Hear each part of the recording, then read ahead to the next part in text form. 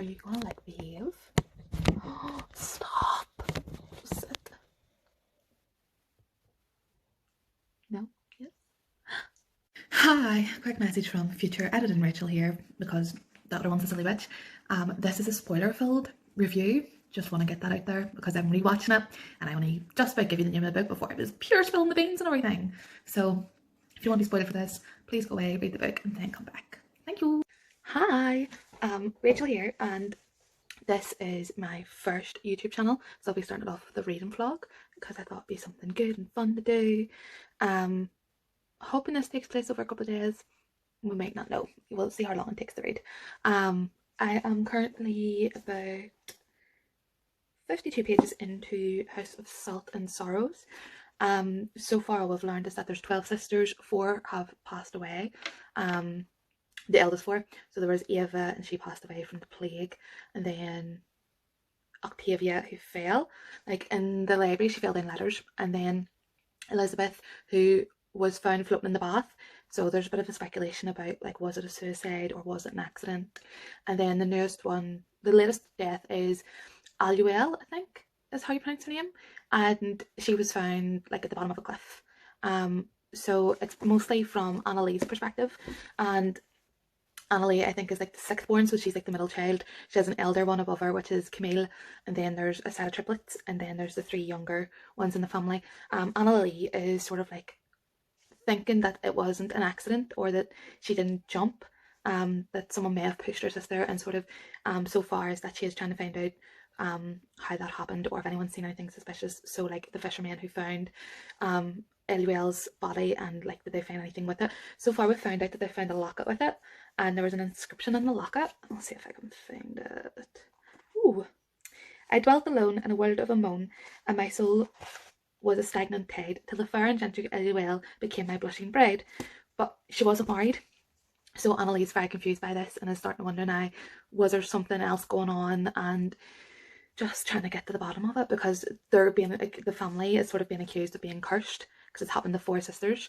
Their mum passed away after giving birth to the youngest sister, and the dad has just got remarried to a lady called Morella, who is like the same age as Annalee, so she's like roughly like older teenage years, early 20s, and she's currently pregnant, and like announced it to everyone on the day of Eluel's like funeral, to try and like make things happier and stuff. So she's convinced it's a boy and that he'll be the next heir and the take over as Duke, because that's the way things work in the mainland, whereas they live off the mainland, and they were like, no, it's still going to Camille and she can't just think that and stuff. So also as well, their mourning period, so they were black for 6 months, and then 6 months after that they were grey, and they wouldn't really socialise, they wouldn't really leave the house, they wouldn't go to parties or any of that type of stuff. Whereas Morella is like, oh well, I don't want to be wearing black gowns, I want to be looking pretty and I want to be doing this, and sort of talked the dad into around like cutting off the mourning period like a day after. So Annalee wasn't really coping with that, and so far that's all we really know. And that the triplets are, for their 16th, they're getting like a cotillion type thing. They would announce themselves to the world, so they're really looking forward to that. But I think Camille and Annalee weren't too happy because they didn't get to have one, because their 2 elder sisters had already passed away, so they were already in the mourning period for the year where they weren't allowed to do anything. She went and questioned the fisherman, got speaking to a blind fisherman, and he said that it was just like a fall, and that was really it about Eluel's death. And then shortly after she spoke to him, she bumped into a fella called Cassius, who's like described as like long black curly hair and gorgeous and handsome, and he was looking for a captain, and he was partly captain's not well, he's got scarlet fever or something, he's came to help look after him, and he's like, oh, I'm a bastard, like, and like you shouldn't be like fine lady, like you shouldn't be helping me around the marketplace. And she's like, well, it doesn't really matter where you came from, it's more about who you are. And then she heard like the people talking about her at the marketplace, like saying, oh, she's cursed and we shouldn't have her around us just in case and stuff. And then she like ran away from him, and yeah, that's really it. So I shall keep in touch and let you know how it goes.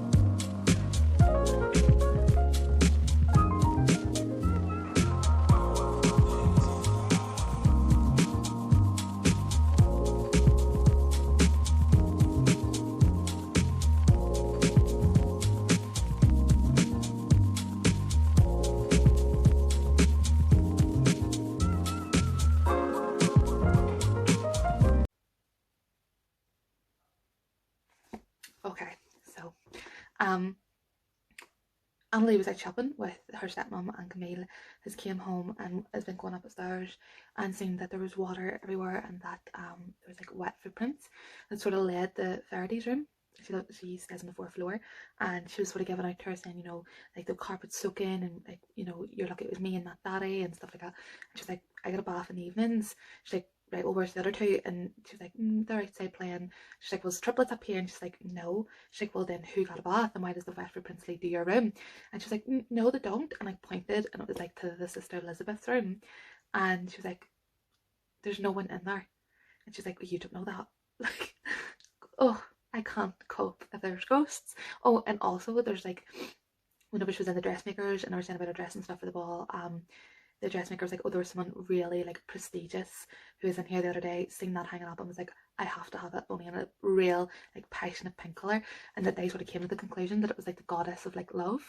And she was like, oh, I can't possibly say. And they were like, oh my god. So there must be like, that didn't mention a god earlier on, which was Potnus, I think he called him, who's like in charge of the sea and stuff. And whenever the sisters die, they put them underwater so they'll go back to the salt, rather than burying them to go back to the earth. They're very much like into the sea and ship harbours and ship masters and stuff like that. So they made a joke as well about him, you know, leaving the confines of the sea to come and marry one of the girls because they're going to look so pretty. So there must be gods in this as well, but like actual gods who like walk about and stuff. So that was really interesting. So I'm gonna go back to reading and I'll keep you updated. Hi, so I have took off makeup, got ready for bed. I was reading a bit more before I went in the bathroom, and from what I can remember, brain short circuiting. Yes, so Faraday told Annalie that she was seeing Elizabeth and the sisters and stuff, and so then she showed her the sketches, and she told Hannah, who is like the maid, and said to her about them and stuff, and she was like, oh, you know, it's just her reactive imagination, there's nothing to it, blah blah blah. And she's like, no, there really is. She also told Camille, and Camille was like having none of it, threw her out of her room and stuff like that. And then she told Hannah, and Hannah was just like, I'm too busy trying to get this ball in order, because it was the day of the ball, like shortly after that, and was like, I can't be, you know, listening to this and stuff like that. So she went upstairs, and then Camille came in and told her she had to go and get a bath and stuff for the ball that night. While she was in the bath, she like rinsed her hair and then came up, and there was like all this black stuff in the water, and was like, oh, like it looks like ink, it tastes like ink.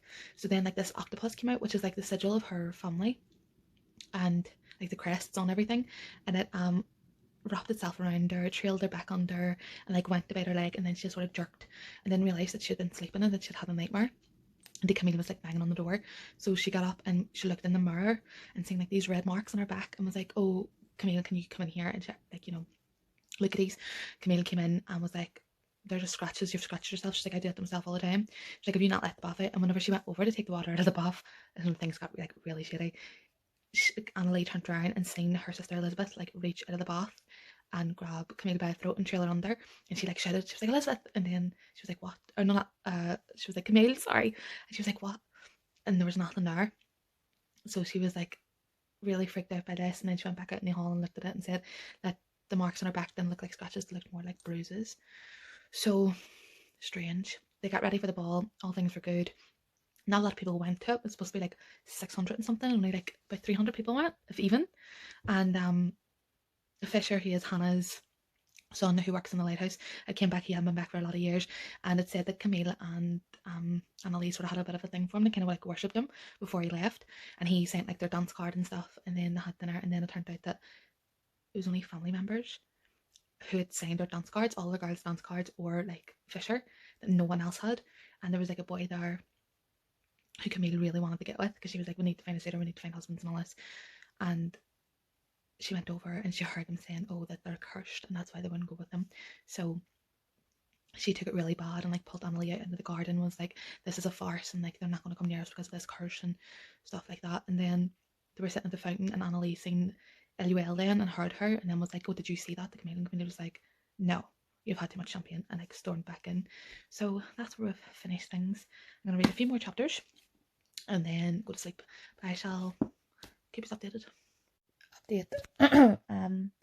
After the ball, Camille told their dad about what she overheard about everyone thinking they're cursed, and Morella like heard it and got really upset and rushed upstairs. So then the dad sort of gave out to Camille and the guards and said that he had to go away to the capital for at least a week, just for them to like behave and to help Morella out and stuff like that.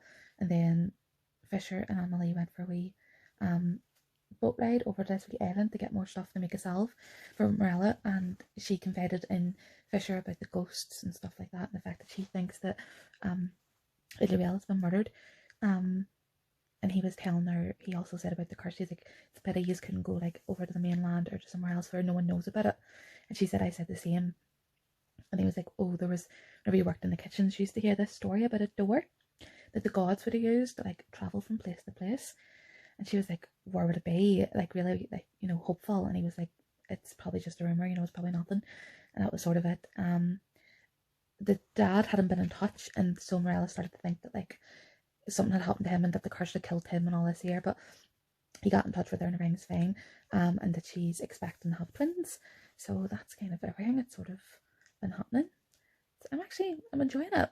Kind of thought it would be something different from what I read, but there's still like, I'm only on page 114. There's 400 pages, I think, so there's still a good bit to go. So hi, so it's the next day. I didn't really read much last night. Maybe 1 or 2 chapters more. So I've got more on the whole Biz thing, and I don't know if I've really caught you up about the whole Edgar thing, and that him and Ilwell, the sisters, just recently died, were going to elope together, and he was meant to meet her the night that she passed away, but he waited and waited and she didn't show up. And then as he was rowing away, he seen her fall from the cliff, and then whenever he like looked up, he said he seen a shadow that like scattered away before he could really work out who it was. So we've sort of been left with that, and Camille wasn't happy with this. She said he was a liar, that Eliwell had more than just someone that worked with clocks and was an apprentice for a watcher and stuff like that. But he had made Eliwell like this watch type thing, and she had a lock of his hair in it, so it turned out it was his. So Annalie believes him. Camille's like, no, don't believe him, you know, he's nothing and all the rest. So he had to leave and had to get Fisher in, and Roland, who like works for the dad, and they escort him out, and he took like a real bad reaction when he seen Roland. He was like, no, not him. But they ended up, they got him out of the house, so I don't really know where that was going to go. And then Camille and Annalie sort of had a disagreement about the whole thing, and then Annalie told her about the door and about how this door could lead to all different worlds and stuff like that. And they decided then to get the rest of the sisters to go and look for it, as well as Fisher. So they went down to Pontus, who's like the god of the sea again. They went down to like a shrine for him, which is like in a cave. They looked for it, and they were searching, and then they looked and seen that his trident turned. So they turned it and found the door, and Fisher went through, and then he like just completely disappeared, like stuck his hand in, that was it. And then Annalie stuck her hand in and like felt like she was taking pins and needles, and then came back in and was like, no. And then so Rosalie and one of the other triplets went through, and the third triplet said that all she felt was like cold, because they had like always said that they were able to feel like the other's emotions and stuff like that, or if the other was in pain. But she said whenever they went through, she just felt like freezing cold. So it ended up the 3 of them came back within like a couple of minutes and had like invitations to the ball. So, and that's where I finished up. So yeah, be interesting to see what happens next. Keep updated. Hey, just thought I'd check in with you. We're up to chapter 19. Edgar's just died, which was a big shock. So the girls all had to go and get new shoes, because their lovely shoes that they got made had worn away after all the dancing and stuff like that. So they were in the town getting shoes, and Annalie snuck out to go and speak to Edgar to find out what more he knew about Eliwell's Dan and stuff. And he said that he thought it was Roland, because Roland almost seemed like he was obsessed with her, that he was always lurking about and stuff like that. So they spoke, and then she went to the wee tavern to find her sisters, because they went in for a cup of tea, and she bumped into Cassius again, but she'd already bumped into him at the ball, and they spent it dancing and stuff. And then Fisher got really jealous and admitted to her that he didn't see her as a sister anymore, and that he'd seen her as more. But he sort of took her by surprise, and she didn't really answer him back, and he was really embarrassed by it, but was a wee bit like huffing with her as well, because she obviously didn't reciprocate. And then she was dancing with like some fella. He came shortly after. Oh, sorry, as you know. He came a wee bit after, but he was like weird. He's like, I'll find you later. She didn't really want to dance with him and stuff. He was like just creepy. And then she spent the rest of the night dancing with Cassius, and then she hadn't seen them because they keep going back to the balls, and then they're all sleeping throughout the entire day and not getting much done. So she bumped into him at the tavern, and they were talking about all the different places he's been to and stuff like that. And then there was like a screen, and they went running out, and it was Edgar's body lying, and apparently he fell from the second story window. But whenever she was in speaking to him, she heard like floorboards creak above her, and she's convinced that the killer was there, and that he heard about them and meeting up, and that they were going to investigate what really happened to the sister. So it's all go. She's a wee bit raging because the other sisters were out dancing, and she's like, we seen someone die today, and they're like we didn't really see him die, we just seen the aftermath. So she wasn't too happy about that. So yeah, I'm on chapter 19, and I'm sitting with my book, some coffee, some baker snacky snacks, and then just writing my notes. So, oh, and doggos on the table.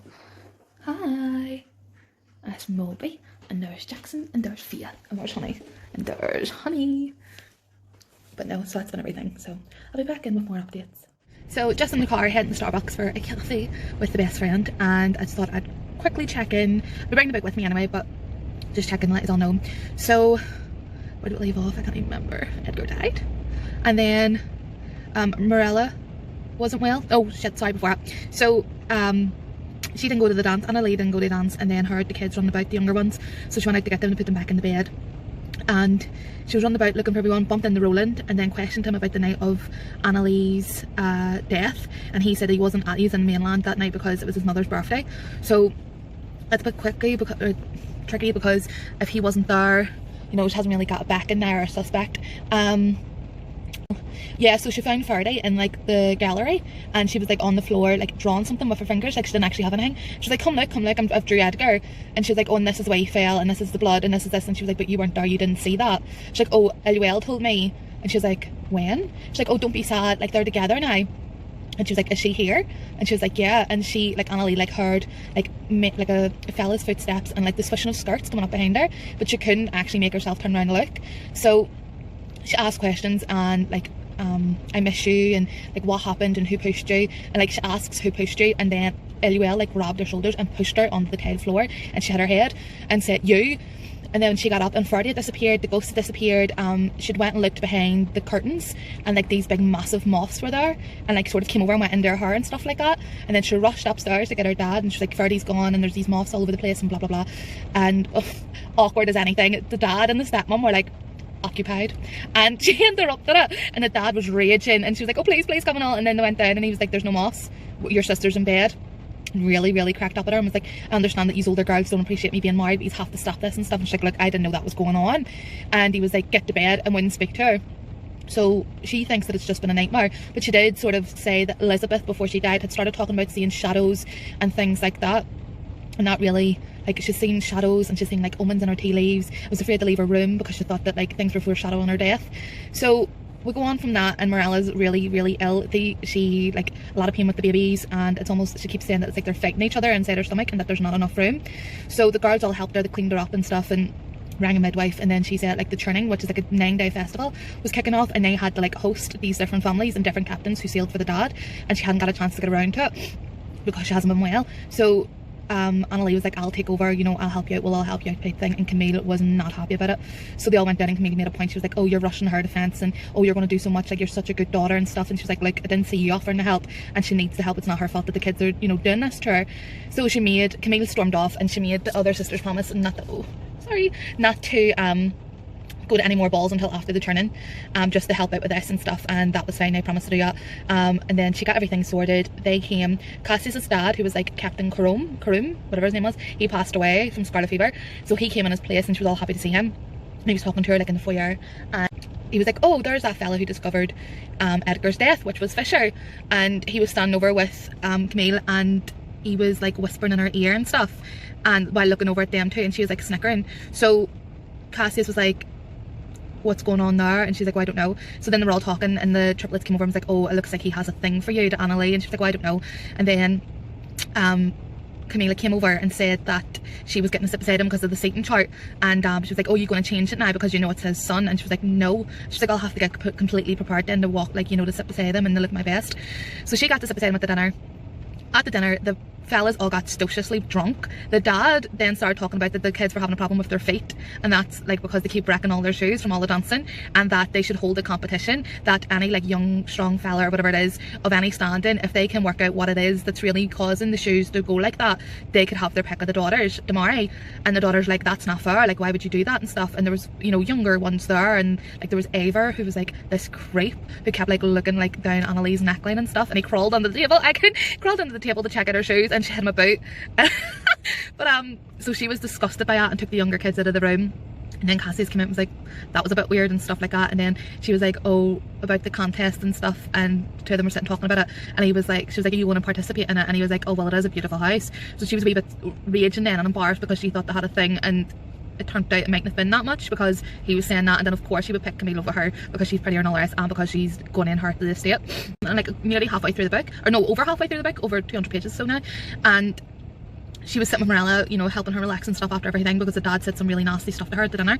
And she said like, what was it like when you were courting and stuff, and it turned out that there was a man before her dad and stuff. But like she like realised that Morella could really use a friend, because like, you know, she's came the whole way across this country and she hasn't really got friends and stuff, and she's sort of on her own. So she was like, oh, I'll be your friend and stuff. And then she gave her like a book and was like, oh, if you could read that we can discuss it, because I really like speaking to my friend tonight. And she also said to her like, because she was sort of like, oh, did you see one of the young men like that like sort of catched your fancy? And she was like, yeah, but I don't really think he has anything back for me.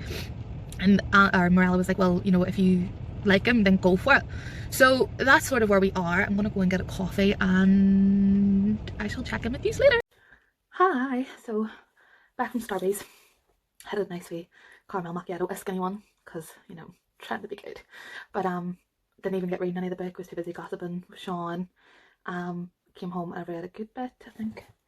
I'm like chapter 29, and I'm on page 284. So there's not that much left. There's like 116 pages of her left, and lots to catch up on. Me trying to remember it though. So where did we finish off?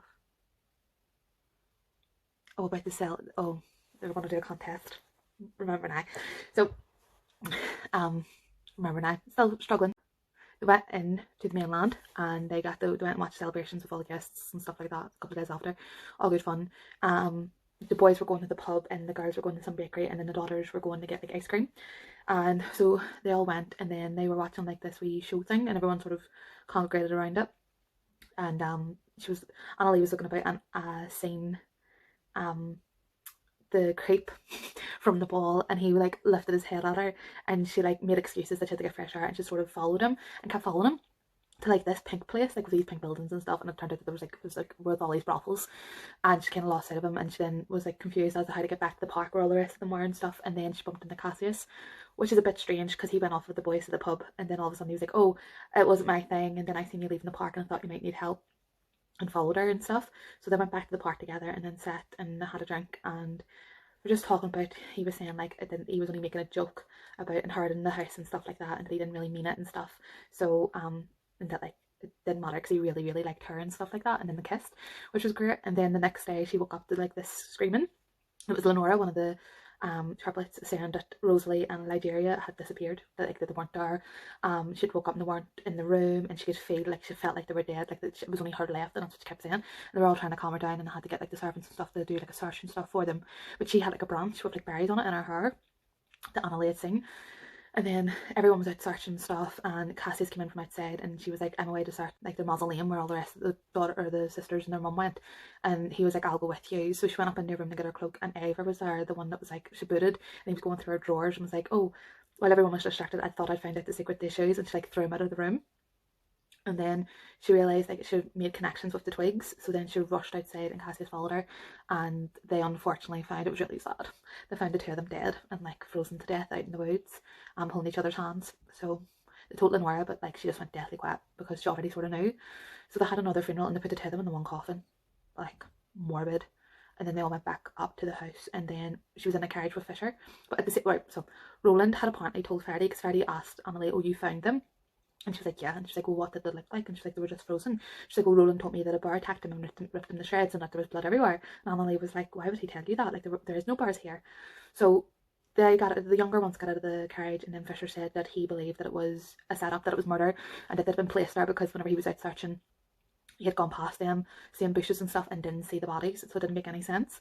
So she was just like, you didn't believe me before, so why are you saying it now? And then he was like, well, it could be Cassius because he was outside and no one was with him. And she said, well, Lenora must have been with him, so how did she make it back? But them two didn't make it back since she had a branch in her when she woke up. And he was like, well, it could have been planted there. So he sort of got into her head and sort of was like, I think it's Cassius and stuff. And then she was sleeping in beside Lenora to keep her company because she was on her own now. And she woke up and went for a bath. And then she kind of like was in the bath, and Lenora came in, but was just like looking at her. Like, but like it was like glassy, like she wasn't really in the room. And she was like, where are you going? And she followed her down to like a garden, like a greenhouse. And she went in, and then Lenora sort of disappeared, but then she seen Rosalie in Nigeria, the two had just passed away, and they were pointing, and she turned and she seen that Lenora was actually up in her room looking out. And so they started making their way towards Lenora, and she like ran after them, and they locked her in the greenhouse, and she couldn't get back out. And then she sort of fell asleep, screaming for help. And then Cassius opened the door, and she sort of fell and banged her head. And then she started accusing him that he was the killer and that he had been watching him and stuff, because there was a family portrait whenever she went up to her room to get her cloak. And it was of the 6 first kids, so it was like her and Camille, and then the 4th sorry passed away. And he was able to name all the 4 sisters, and she had never told them their names. So she was very suspicious of her being sick. And then he was helping her, but her sort of head started coming around, and it was like she was like in a fog. But once she started being sick, like her eyes were very bleary, and she accused him of poisoning her because she couldn't really see properly. But once she started throwing up, it was like everything cleared up, and she apologised and was like, I'm really sorry, there's something wrong with me, like I think there's something wrong. And he was like, we need to fix your hands, because she'd been banging on the doors, so her hands were like bloody and stuff. And he then like said, I really want to explain this all to you, I was going to explain it all to you. He's like, we'll have to go outside. He's like, I can't be under branches and stuff. And she's like, what are you talking about? And he like transformed him and brought him away to some place now, and that's sort of where we are. It's good, I'm liking it. I wish we could just find out who it was, sort of dragging it out of it, like 284 pages. I know there's like another 116 to go. I'm like, oh. We all said that the triplets are now only one. It's quite upsetting for Lenora. Felt bad. Definitely think Camilla's sus though, because that was another thing this dumbass forgot to say. Whenever Lenora was having her like panic moment, Camilla was in with her, and she kept saying that Annalie, like, she knows where they are, like she told them and stuff like that. And she was like, did you tell them to go dancing? And Camilla was like, no, I don't know where they are, why am I getting accused of this? Stop accusing me, as I've only just came in. So bit sus. And then Fisher and her have been talking and whispering to each other. Don't really know what's going on there, I don't like it, but just have to wait and see. I do think, speculative, we're going to start throwing out theories because there's only 100 odd pages left, that it could be Fisher or Roland or even the dad at this point in the game, because we'll just start accusing everyone except for Morella, because she's too busy. Okay. So he grew up in the Brang where all the bodies go, like the departed, and they all took to him at the beginning, all like that are gods and stuff, because he didn't really have the power that his other siblings had. They didn't really want to know him anymore. So he's mostly left with like the souls of the departed, and that's how he knew the sisters, because they were coming down obviously whenever they were laid to rest, and he got speaking to them and they told him stories and stuff about the other sisters and all that there. So each time another one died, he learnt more, and he sort of not became obsessed, but took a shine to Annalie, and then was all excited whenever he met her and stuff, whenever he went to visit his dad who was Dan. And he said that the sisters aren't ghosts, that, you know, they're all a piece. So there's something else. She's not seeing ghosts, it's something else that's going on. So that's a bit concerning, especially since they're wondering about the house and talking to the youngest.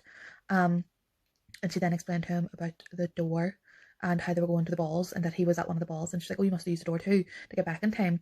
And he was like, no, I've never been to these balls. I know what you're talking about, I know the place you're talking about, but I've never been to them balls. So they came to the conclusion that someone pretended to be him to get closer to her. And he also worked it out as well, that's why the shoes were destroyed, was because that they were constantly dancing. So he's kind of won the contest. And then what was it? Oh, they're sort of thinking that the killer is coming through the door, which was, you know, I never thought about that. I knew that they could use it, I didn't know anyone could use it to get back, but that would make sense. So he wants them to go to one of the balls because he says there's something not right about them, that it doesn't make sense. So that's their grand plan. Okay, literally back seconds later. He's took her, like, I can't cope. But Cassius has took Annalie to, what do you call it? Oh god. House of Seven Moons, which is like the star people live. Or people of the stars, so sorry. And he's saying he sort of used the water and it's like healed her because of her head and stuff and her hands. And he's asking, like, have you ever rested upon the first evening star? And she's like, yeah. And she's like, oh, do you work for Sia, who is like the goddess of the night? And he's like, no, I'm her son. Since when, dude? And when were you going to tell her? I mean, like, you're rocking around being a half god, like you're Percy Jackson. Do you know what I mean? Own up. Tell the truth. I can't cope. Okay, so bit much to catch up on. Went to the ball and she bumped into the creep again who'd been dancing with Camille the whole night before and stuff. And he was able to like say about the girls going missing, and he was able to tell her name and stuff, and she never told him up before. And then every time she tried to get away from him, she kept getting pulled into another dance. But she like noticed things at the ball that weren't like proper. She said like she felt like there was dark magic involved and stuff like that. Sorry, my friend is everywhere. And but every time she kept like going to do something or to try and get away, she kept getting distracted and pulled back in. And it ended like before she had a nightmare about a weeping woman that she kept getting her to try and dance with her, and she was like crying black stuff. She's seen her again, and then she got woke up and she thought that she'd fell asleep and she was in bed and stuff, and Cassius had been there to wake her. And he was like, no. And she was like, oh, did you come to the ball? And he was like, there is no ball. Like, you were here the whole time. Like, you fell asleep. You've been in your room the whole time. And she was like, well, where's my sisters and stuff? And he was like, I think you need to come and see this. And he took her into the hall. And he brought her in all their rooms, and they were all like sleepwalking, like dancing in their rooms. But like their bodies were like marionettes. Like they were possessed. And she went in the Faraday's room, and Faraday was dancing about the place. And whenever she tried to look at her, she was crying black tears. And then she took on the face of the weeping woman. And then Cassius like rushed on and turned on the lights. So he did. And she was like glared at him, but then she went back to Faraday and sort of like collapsed and then like woke up. And she was just then looking after Faraday, and then there was knocks at the door. So Cassius went to see what that was about, and then there was a load of shouting and stuff. So she tucked her back in and went down to see what was going on, and that there's been a shipwreck. And they said, oh, why did you not go to Silas? Because Silas is in charge of the lighthouse where Fisher is like an apprentice for. And they were like, that's the thing, like the lights are out, like there's no one in the lighthouse, there's something's happened to it. So that's kind of where we are. I'm a bit demented that there's been no ball. So there's no balls or no door. That is the question. That is the question. So maybe Camille's not involved. And whatever this weeping woman is, she must be like causing things. It's I hate thinking that like they're going for the weakest link, which is the youngest, and getting her to draw them horrible pictures of all the sisters and how to die. That's so disgusting. Ew, wow. Okay, quick update. We've only got like 77 pages to go. They went to the lighthouse and they went and checked on Silas because they need to get the keys. My friend just looks like shit. Anyway, and they need to check on Silas because they need to get the keys to go to the lighthouse. And sorry, my page is supposed to say this, not good. Stop. There we go. You know what? I'll put a bookmark in. Maybe the best thing to do. Went to get the keys, and they heard like the creaking upstairs, and they went and checked on Silas, and Silas was dead. So like just sleeping, and as in died in sleep. They got to the lighthouse. She went up to light the lanterns or whatever. Heard the voice again asking her to dance, and was like, but nothing was there. They went on up and were able to get the lighthouse back working again. And whenever the lights came on, Cassius was like, come over here, like get over to me. And she was like, wow, what's wrong? And she like looked down, and Fisher's body was at her feet, like he was dead and had been dead for quite a while, like decay, rigor mortis, everything. So she like freaked out, and then she got, like started crying and stuff and was holding on to him and all. And then Cassius came over and got her up, and then like it was really weird. It's like they were watching Harry Potter where Nagini comes out of the Elf doll. Like that's literally what just happened. So the body started like laughing, and like started like standing up, and then like started coughing up all this like phlegm and stuff like that. And she like was hiding behind Cassius, and then she could hear like coughs and stuff, and then like a splat, and eventually like the body basically ripped apart, and the weeping woman had came out of it. And yeah, that's where we are. Bit sickened. Wasn't expecting it. But technically I did say I was suspicious of Fisher. So does that count? Or is it different? Because, it wasn't really him, it was just someone wearing his body, like a sleeve. Ew. Ew. Just finished book. Should think it very real. Turns out the thing living in Fisher was the weeping woman, which turned out to be like the goddess of, or the harbinger of madness and nightmares. And she was brought in to collect a debt that someone had made with one of the tricksters, like a bargain with, and he was called Fiscardi. And he basically made a deal with someone, and it must have been the torment or against that family, against Emily's family. So that's why that girl was brought in, that goddess person. So Cassius and her were discussing it, and they were like, we'll have to figure out who it was that made the deal. So they thought like it could have been the dad because he wanted a son. And then they thought it could have been one of the dad's friends who's meant to get married to the dad's twin, which meant then that the estate and all the rest would have went to him and that girl, or Evangeline, you called her, the dad's twin. But and then they thought that the dad might have killed her, and that's why. But so they talked about it and realised that it might have been him. And then they went back to the estate because that girl threatened Faraday and that she was going to get Faraday. But because of the storm, Cassius wasn't able to travel. He has like some magical way of travelling, but it was too dangerous. So they brought her back. He brought her back, sorry. And she went into the living room or into the dining room, and they were like, "Where's Faraday? What have you done with her?" And then none of them could remember the balls. None of them knew who Cassius was. All of a sudden, they couldn't see Cassius, and but she had grabbed his dagger and like threatened the dad's friend, and he was like, "What's going on?" and stuff. And he was like, "I would never do that. Like I've always had doubts that you might have been the reason why she died, but I never think that it was you." So they sort of pinned her down to the ground and were like, "Oh, can you leave?" and stuff. It's a family matter, and they were like trying to work it out. And Camilla was talking to her, was like, "Who's Cassius?" Like, you know, you've started to see things. It's like Elizabeth all over again and all that stuff, and she'd scared the younger girls as well. So they heard like a screaming, and they were like, "Oh, it's Morella. She's gone in the child labour," and Annalie was meant to help with all that, but they didn't trust her to be around. But then like things in the place started like falling, so like a statue fell and a couple of things fell, and sorry, there's someone walking about. A couple of things fell, and there was something like "I exist" wrote into the dust, and she was like, "Is that Cassius? Is it Faraday? Like, what's going on? Is this girl still playing tricks in my mind?" and all. She kept hearing her like laughing. So there had been more screaming as they went up, they sorted out, and then Camille called down for him, like, "Can you please come up?" And whenever she went up, there was a son, but he had been stillborn, so they were like waiting on the other twin to come, and the dad took that wee baby away. And then, like, you know, Annalie again tried to explain to Camille that like this was a bargain and we're getting tortured because of this and all this here, and she was like, right, okay, like she didn't really believe her. So they went in to try and help Morella, and then they sort of caught her in these lies that she said she was from one place, and they were like, "But you said you were a governess, like you didn't say you were a midwife," and all these different lies. And then it came out then that she was the one who made the bargain, because what happened was that she was a midwife for their mum's last daughter, which would have been Faraday, and that the dad and her had a bit of, not, they didn't have an affair, but like he took a shine to her, and that she had actually poisoned the mum. You know, she was like, "Oh, she was suffering and stuff, I just helped her, like she would have died anyway." And they were like, "That's not the point." And then she went back home to the mainland and kept bumping into the dad, so then they started having an affair. And then another sister died, so they had to do the whole mourning period with, you know, mourn for a year. So over 5 years then she waited for him and all the rest, and then she bumped into him and he had some other girl, and she cracked up and was like, "You know, you're meant to come back to me and all this here," but apparently like slapped her and left her like beaten on the street and called her everything.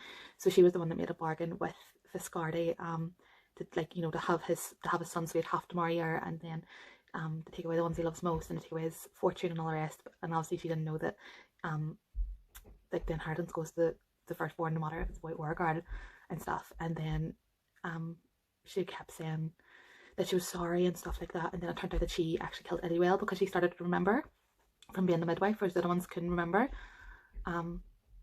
So she was the one who pushed Eliwell off the cliff. So that got sorted. She gave birth to some bat thing, like literally hard to describe, like this big, almost like a gargoyle. And then Fiscardi appeared and was like, "Oh, my son," and came to take the monster thing away. And she was like, "You're not to get the rest of the girls. I want to call off our bargain before I took away my son." And he was like, "You had the perfect son." He was like, "We made a bargain that you'd have a son, not that you'd have a son born alive," you know, that type of thing. And then he like ate her, which was really weird. And then lightning hit the house and the whole house burnt down, and then they all had to rush outside. And then the dad had gone back in to try and save her, and he died. To be honest, not really that heartbroken, given the fact that like he called her everything and then smacked her. You know, deserved maybe. Trying to remember what else happened. I only read this like 2 seconds ago. Yes, so they got outside, the girls got outside, and then Faraday appeared. And then it turned out the Cassius had saved her, but he had to like obviously do a lot of smoke inhalation to get her out. And they appeared to everyone, and then everyone was starting to like remember stuff. But Cassius, unfortunately, he died, so he did, which was a very bit sad because like I was kind of rooting for the two of them. So then ends with 7 months later. Annalie's been making about the lights, so she lives in the lighthouse. She took the 3 younger ones with her. Whilst Camille, who's like now the Duchess of the estate, is trying to rebuild the entire estate, and Lenora's been helping her out, although she said that she's going to leave because she can't cope with the memories of the other 2 triplets. So they made wishes, which is for Sia, which was Cassius' mum. They made like wee lanterns and floated them off, and it was just sort of like ended up with Anna Lee on the beach, and then she heard like a splash and she turned around and Cassius was back to life again, and they were all happy, and it literally just ended up like that. So I think I'll sleep on it, come back in the morning with my thoughts and opinions. Okay, so just round it up, finished House of Salt and Sorrow, as you already know. I said I'd come back in the morning. I got a shower, washed my hair, did makeup, straightened the weave, although she's not really playing ball with me. Still, I think I'm gonna give her a 3 out of 5 star.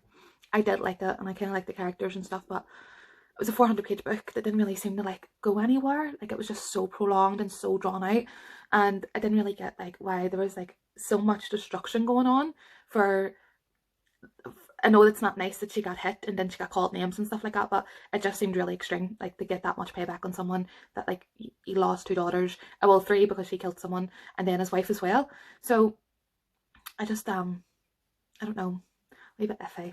I did enjoy it, but yeah, definitely a 3 star. Would have been a 4 maybe if maybe it's me, it's not understanding it, but it just seemed dead petty. I'm almost like, no offense, but you're a woman, you should be better than that. But like, I suppose that, again, that's probably me just being sexist, but sure. So 3 out of 5. I think that's really it. I don't really think I have anything else to say on it. Character development was good. The sort of list of suspects was probably good as well, sort of kept you guessing. But overall, yeah, I suppose read this if you like the whole you know, whodunit type thing with a bit of gothic mixed in. I think I was more interested in the gothic with the whole sisters being ghosts and stuff. I never found out that it wasn't really, it was just her messing with her head. I prefer a ghost story over like that type of thing, or like possession, because that just freaks me out. So yeah, but I had like, I suppose I had to bring it, I had like a fairy tale, because it's based on, it's a retelling of the 12 Dancing Princesses. So you've got the retelling, you've got the gothic bit part of it, you've got the fantasy part of it with the magic and stuff, and then I suppose you've got like the god part of it, since they brought demons into it and stuff like that. So there is a good lot of parts of it. I just maybe a nitpicky, but I think anyone else would really, really enjoy it. So definitely give it a go. I wouldn't say don't read it at all, because it was worth it. Like, it was a good read. I did do it in 2 days, so it's also a quick read. I suppose I'm off sick at the minute, so there's not really much for me to be doing but reading. But anyway, I'm going to quickly finish this up after going to get my bloods done, and then I will be hopefully back with another vlog. So bye! As well, just before I finish, I have an Instagram dedicated to the book whole thing, and it is at Rachel Reads, same as the YouTube name, and I'll put it down below. So if you could check that out, that would be awesome. So thanks, guys.